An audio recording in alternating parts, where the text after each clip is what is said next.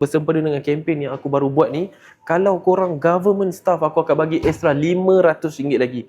Korang bayangkan, ambil kereta siap dengan free gift yang banyak, tak payah tunggu lama, rebate pun kita dah bagi tinggi, tak payah letak down payment, balik dengan RM500 dekat tangan. Korang boleh guna untuk pergi jalan-jalan ke, korang nak guna isi minyak ke, terpulang pada korang, okay? So, kalau korang berminat nak berurusan dengan aku, insya-Allah dokumen mudah, tak payah tunggu lama, interest rate rendah, free gift pun banyak, rebate pun tinggi, tekan stok tak payah tunggu lama, tekan link dekat bio, ataupun kalau ada button bawah ni, korang tekan bawah ni.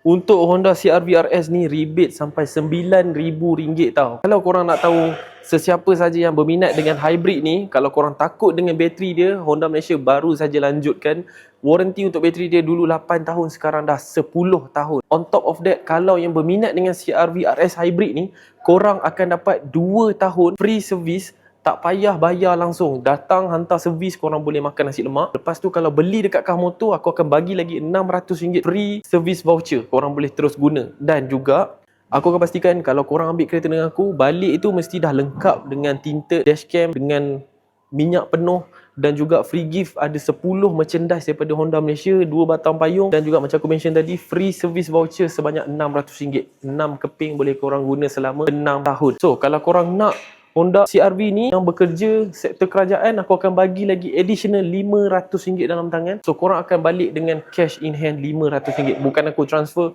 bukan hujung bulan, bukan pusing sana pusing sini, bukan. Aku akan bagi secara RM500 depan kereta korang masa korang ambil kereta nanti. Dan RM500 ni adalah kempen yang aku sendiri buat.